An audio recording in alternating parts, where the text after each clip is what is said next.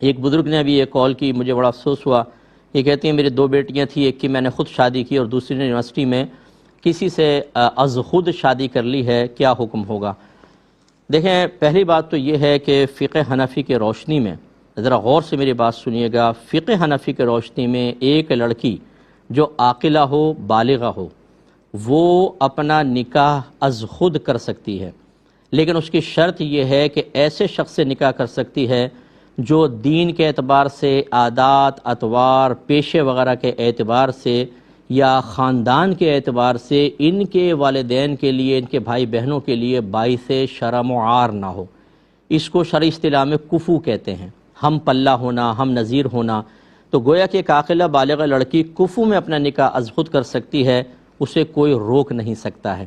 شرعی مسئلہ تو یہی ہے جو میں نے بتایا، کیونکہ میرا فرض ہے کہ میں شرعی مسئلہ بتاؤں، لیکن میں بچیوں کو سمجھاتا ہوں کہ آپ کا از خود قدم اٹھانا، اگر شریعت اگرچہ آپ کو اجازت دیتی بھی ہو، یہ آپ کے لیے نقصان کا باعث بنے گا. یونیورسٹی میں داخلہ لے کر لڑکوں کے ساتھ آپ کا اختلاط ہونے سے اگر آپ یہ سمجھتی ہیں کہ آپ مردوں کو سمجھ گئی ہیں، یہ آپ کی بہت بڑی مسٹیک ہے. مرد کو سمجھنا بہت مشکل کام ہوتا ہے، جیسے عورت کو سمجھنا بہت مشکل کام ہوتا ہے.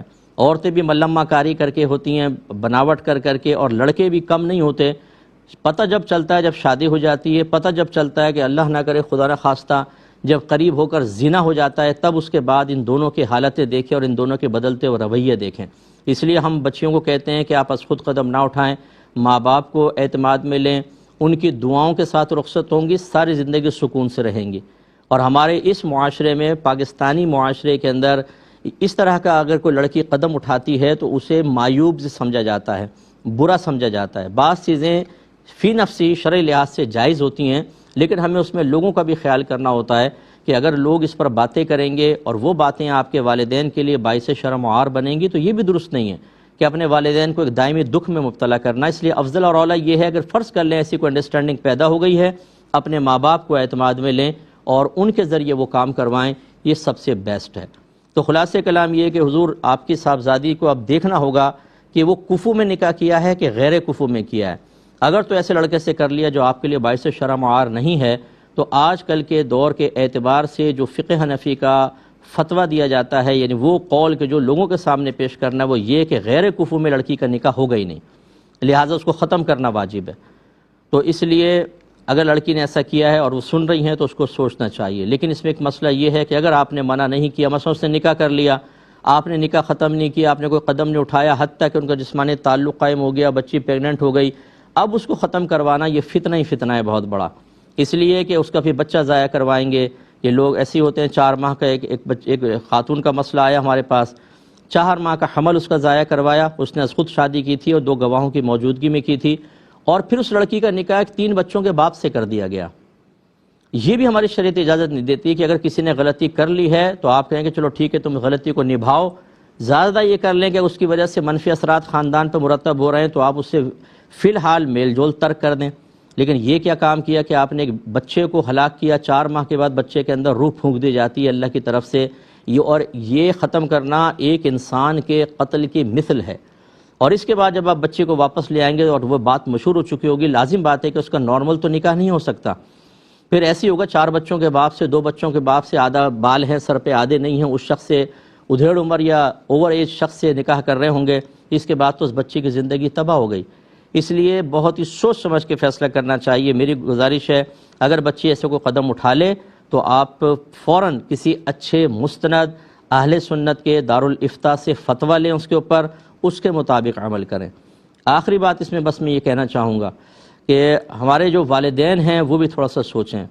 ہماری سوچیں کچھ اور تھیں، جو پرانے لوگ ہیں، جدید بچوں کی سوچیں تبدیل ہو گئی ہیں.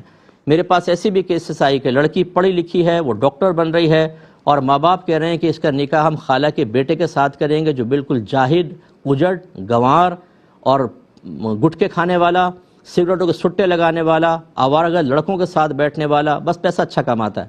اب آپ بتائیں یہ کیا میچ کرتا ہے یہ جوڑا؟ اب وہ لڑکی اگر کوئی ایسا قدم اٹھائے کہ میں اس کے ساتھ زندگی گزاروں گی جو یہاں پچکاریاں مارتا ہے، وہاں پچکاریاں مارتا ہے، 2 منٹ میں ماں بہن کی گالیاں بکنا شروع کر دیتا ہے، لیکن آپ رشتے نبھا رہے نہیں، ہم نے خالہ کو زبان دی ہوئی ہے. تو اب اگر وہ بچے غلط قدم اٹھائیں، اس میں کس کا قصور ہے یہ بتائیے؟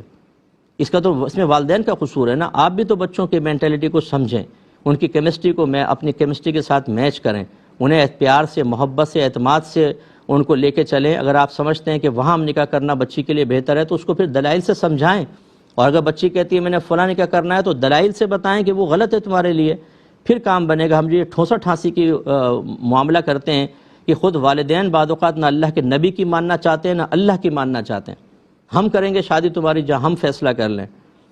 تو آپ بتائیے, ایک مجھے کپل نے باہر کے ملک سے کہا کہ ہمارے والد صاحب نے ہمارے سب بھائیوں کی شادی کی, اب ہمارے جو بچے ہو گئے ہیں یعنی ان کے پوتا پوتی نواسا نواسی دادا جان چاہتے ہیں ان کے نکاح بھی میں کروں گا. وہ کہتے ہیں اب یہ نئے دور کے بچے ہیں وہ ایسے غلط میچ کر رہے ہیں, اس کا تمہارے اس کے ساتھ ہوگا, اس کا اس کے ساتھ ہوگا, فیصلہ کر دیا.